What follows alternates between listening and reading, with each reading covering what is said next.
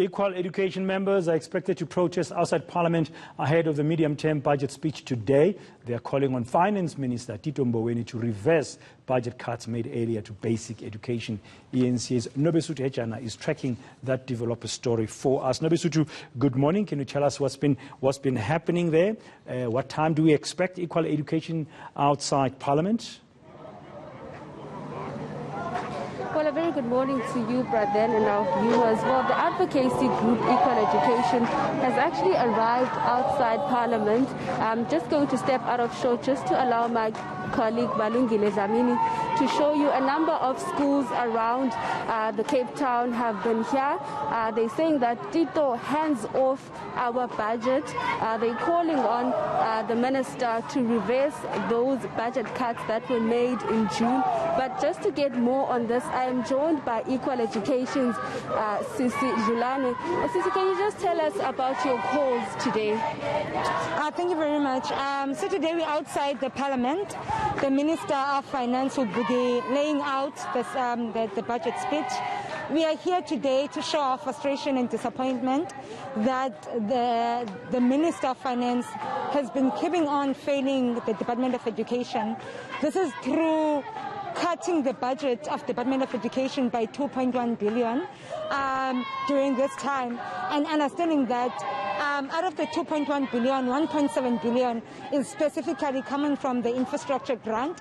This is really disappointing because in 2013, Equal Education won a victory of minimum norms and standards for school infrastructure, which is a victory that actually explains what makes a school within the infrastructure framework. And we are really disappointed because the 2.1 is going to affect a lot of school infrastructure. We still have schools in the Eastern Cape that are made out of mud. We still have pit latrine toilets in KZN, Limpopo, and Eastern Cape. Learners are drowning in those pit latrine toilets.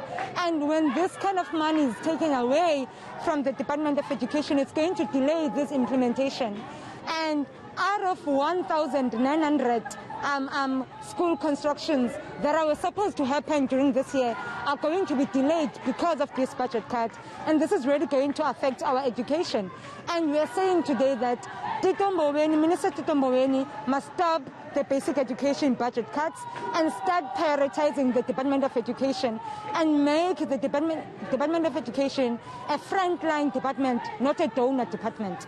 Apart from the infrastructure, you were telling me earlier on that the school's nutrition is also needed because it also needs to be prioritized, as well as the schooler patrol. In July, Equal Education, together with the Section 27, won a victory of the Department of Education needs to actually provide national school nutrition program, which is known as feeding scheme, to 9 million learners around South Africa. It's concerning us because part of Minister of Finance budget cuts doesn't include the raise of fund for the school feeding scheme, and the COVID-19 have proven that to us, that food security is one of the important things, and it's really disappointing. And we're saying part of our calling as Equal Education is for him to make Department of Education a frontline department, add more funds into the Department of Education, but also adds funds for the National School Nutrition Program in making sure that all of these 9 million students are actually receiving feeding scheme in schools. All right, thank you very much, Well, but then that was Equal Education's Ndombekayi Julane. Earlier on, we did see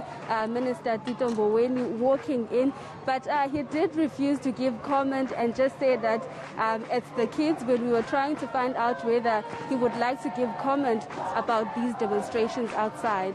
Thank you very much, Nobesutu Hejana, outside Parliament. Of course, we're all